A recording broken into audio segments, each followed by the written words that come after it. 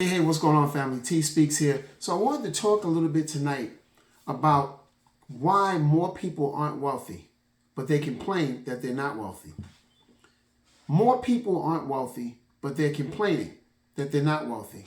So they kind of see it as, if you will, some kind of presto, instantaneous type of function that anyone that really wants to get wealthy should become wealthy, and that's pretty much it.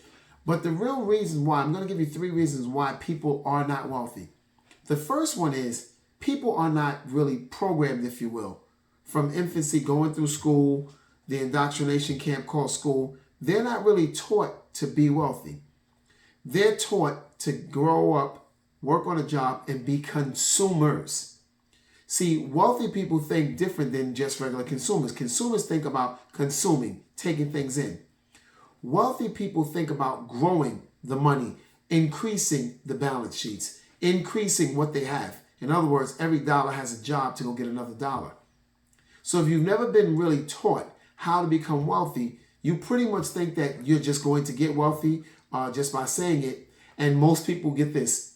They think that, okay, in order to get wealthy, I just need a better job.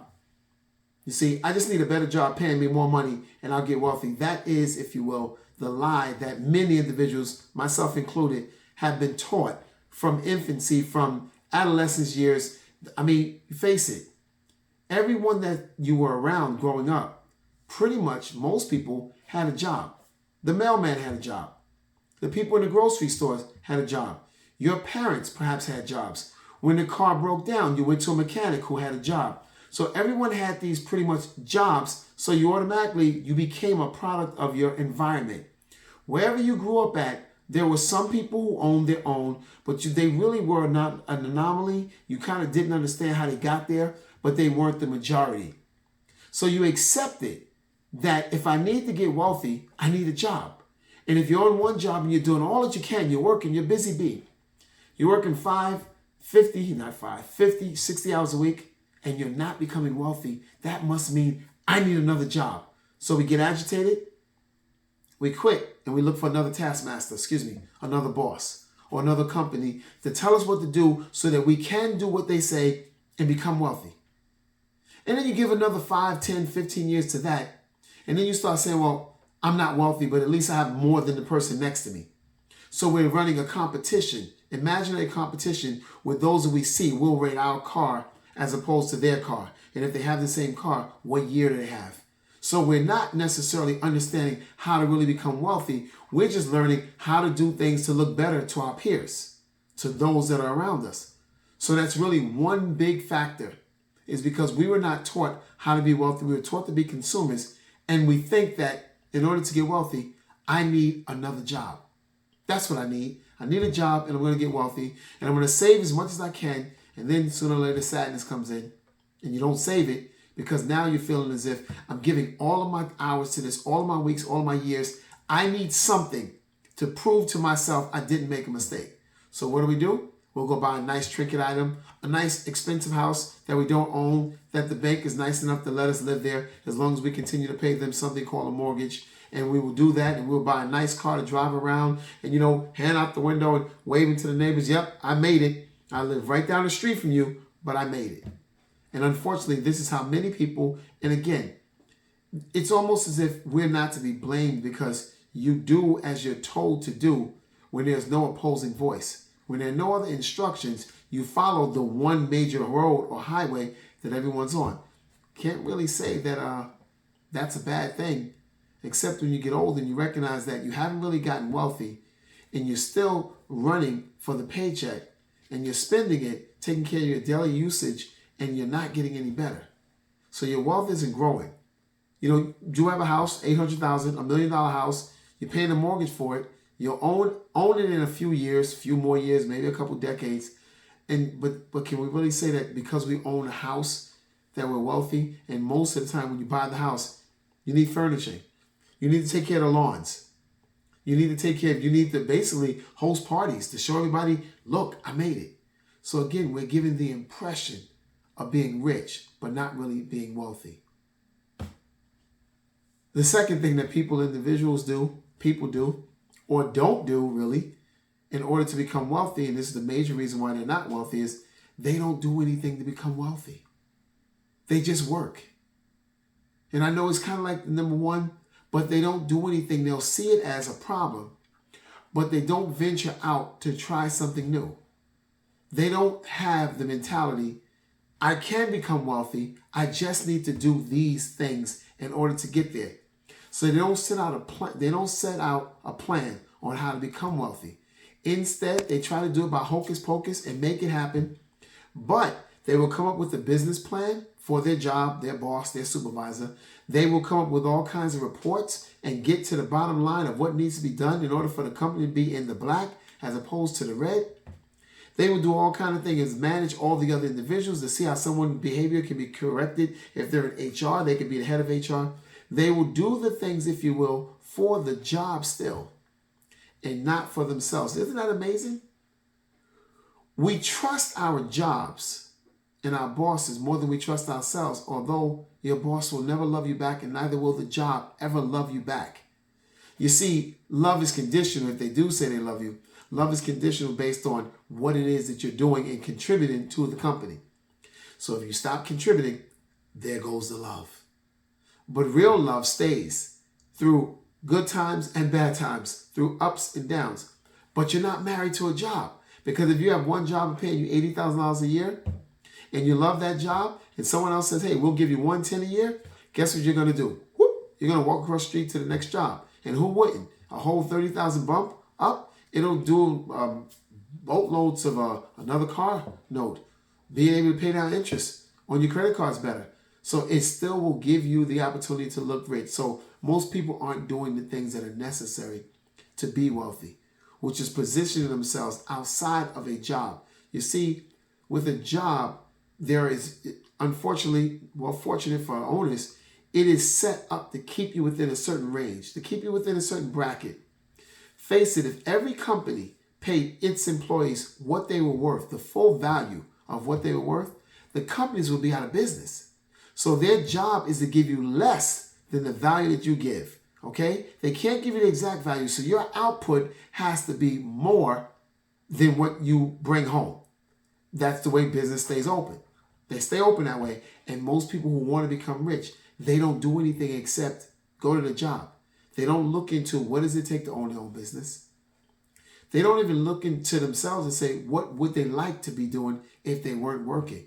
Because they have tunnel vision and they say to themselves, the only way that I can ever become wealthy or to be happy is by working on this 9 to 5 or 8 to 6 or 9 to 7, whatever it is, of giving most of my time, the majority of my good years in the good. Isn't it a sad thing when you go into work and it's daylight and you come out in the winter months and it's dark? It feels as if the entire day is over. It feels as if everything has passed by while you've been sitting at a desk or in a manhole or on a telephone line. It just feels like the day is past. One more day of your life is over without you having enjoyed any of it. And then you get the little window, which is your commute home. And the time that you get home to unwind, relax, eat, play with your kids, speak to your spouse or your significant other, and then go to bed to do it again. That's a vicious cycle. And most people, believe it or not, become exhausted with that process. And therefore, it kind of justifies them not doing anything for themselves. See, they can't see the invertedness of maybe if I'm going to work, I'll use the back end hours when I'm not at work to build up the life that they really desire. Because they go, I earned this and I deserve to sit back and relax. So they'll turn the remote control on, giving them nothing. Watching actors and actresses or athletes or those in the professional arena, somehow a hockey player, basketball player, whatever it is, watching them use their gift. And they're getting paid to do that while the person with the remote control is saying, I deserve this. I deserve to get nothing from this dumb tube, TV. And meanwhile, they have to go on and get up the next day and go back to the job that they really don't like. They'll go back to the job that they really don't understand why they're still there. They go back to the job that's undervaluing them. They go back to the job that only has limited potential to move up, either financially or just in a social status or different titles. Nothing really, it's just going to be marginal. Remember, It can't be but so much, because if it were more, nobody would work there. They would automatically have their own, and they would have enough, and they would go live happy lives, right? Not necessarily. They could pay people more and then just get another, but why get rid of someone who's been trained first year and has been working there for 9 additional years doing the same thing that they were trained the first year to do? Why retrain someone? No, might as well keep the person that's been here, let them work, give them a 3% increase, tell them the inflation has stopped you from paying them more, and let them sit there and be happy and content on the outside. But inside, there are so many people who are unhappy with their present state in life, with their current positions, and yet they do nothing, step number 2, to change their position. They do nothing to become wealthy. Nothing whatsoever. But they will continue to take smoke breaks, take lunch breaks, and complain that they want to do something else, but they never spend at least 5 minutes a night. Do you know 5 minutes a night, excluding weekends, is still 25 minutes a week that a person can use to sit down and go through their own brain process to think, what type of business would they like to open? What type of gift do they possess that they can build upon that? Because the truth be told, the Bible says in Ecclesiastes 18:16, a man's gift will make room for him and bringeth him before great men. So it does not say a man might have a gift or if he has a gift. No, it says a man gives, because each and every individual on the face of this earth has at least one gift that can be built up into, believe it or not, a business. But most people won't do anything to build that business. They will unfortunately die with the gift inside of them, never having used it, never having explored, never having found out the type of life that they were meant to have and going after it. That's the unfortunate truth. And another reason why people are not wealthy, that they really are not wealthy, it is because they lack the faith. You see, there are individuals that say, you know what, instead of getting another job, I'm going to look inside of me. Instead of doing nothing, I'm going to start doing what I can to bring my business from the imagination to reality, to a degree. But then their faith get weak because they hit an opposition, they hit a roadblock, they hit some type of catastrophe that occurs in their life, and their faith is so weak, they throw up their hands. They just stop. They can't believe what they can't see long enough to where they will be able to see it. So in other words, in order to create a business, you have to bring that which you have and see in your imagination to the forefront to make it a reality where others can see it. Everything in life has been formed as such, even you. God spoke and breathed breath of life. He took man and formed him out of the dirt of the earth. He thought here, what would I do? And he did it. And guess what? It worked. Man became a living soul. Every single thing that you will ever create, and I really sincerely hope that this somehow causes many of you, or even some of you, to start to create what it is that's inside of you. Everything that you will create will first start in your imagination. It will start as a thought, maybe afar off, but you ever notice something in your rearview mirror, or as it gets closer to you, it gets bigger, or even as you're driving. If you ever see a beautiful thing, if you're ever at the beach and you're walking and you start to go toward the sunlight and you're driving, it looks like just a little peanut, just a little acorn, little flicker. And then as you get closer, the sun just starts to radiate and it becomes so luminous, so large to where that's the only thing you can see. That's the imagination. It may start afar off, whatever it is. And if you don't lack if you have faith, if you don't lack the wherewithal, if you don't lack that girth to keep going, if you have those things, if you have the internal fortitude, let's not speak for what you don't have. Let's speak for what you will have and what you do have. If you have the internal fortitude and you have the faith to believe a thing in, not believe in a thing, to believe a thing in to reality. Because it is alive, believe it or not, in your imagination. You just have to believe it in, which says, and now here's the thing. If you believe and you're hungry and you believe there's food in the house, you're going to go into your house and you're going to do what? You're going to get food, sit down, and you're going to eat. So when you believe a thing in, it says that you will go toward it, that you will do the things that are necessary in order to bring it about. It says that you will discount or you will disconnect from anything that does not help you to obtain your goal. It says, I will not look for another job. I will look to be the job. I will look to be the employer. You see, we did those steps backwards in case you didn't notice. From 1, 2, 3 to 3, 2, 1. It says, I will believe this in. I will create this in words so other people can actually come work here, and then they can use this to create the type of life that they desire. And they can move on. There's enough room for everyone at the top. But many individuals don't want to go to the top because, number one, they don't know that it's there. Number two, they don't do anything to get there. And number three, they don't really believe that it's there, even when they're shown the evidence of it. You want to see evidence that it's possible? Look around you at those who are what you deem successful. You see, it's only impossible until you do it. But most people won't start it, so they can't finish it and they won't have it. So they won't be wealthy because they're not doing what's necessary in order to become wealthy. I'll tell you this. Being wealthy is your God-given right, and it is available to each and every person. I don't care what you consider to be a disability. I don't care if you can't read. I don't care if you can't write. I was reading. There was an individual that had there's actually a wonderful motivational speaker now. His name is Nick. He has no legs, one arm missing, and the other arm, I think, has one finger. And he calls himself the Little Yoda.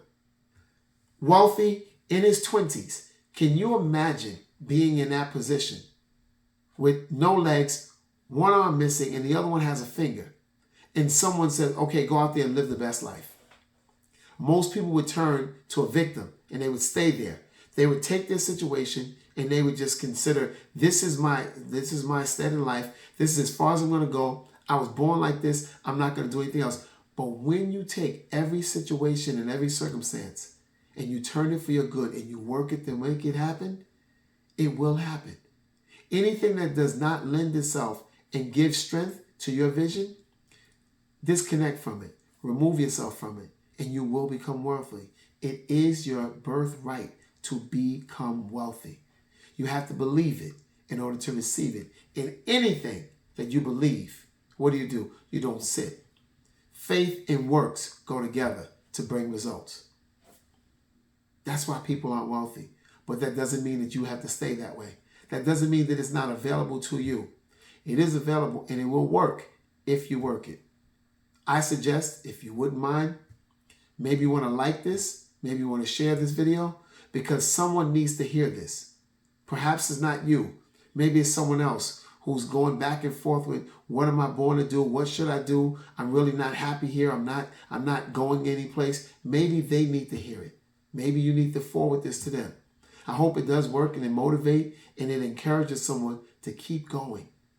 That you're right. The thoughts that you have when no one's around, the things that you lay in your bed and you think about, those are the real things. That's the imagination kind of tapping you on the shoulder going, hey, I'm waiting. I can help you.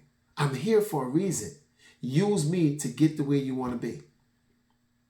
Remember, you can have the best and accept nothing less. I'm TSpeaks. Change your mind, family. You will indeed change your life. I'll see you soon.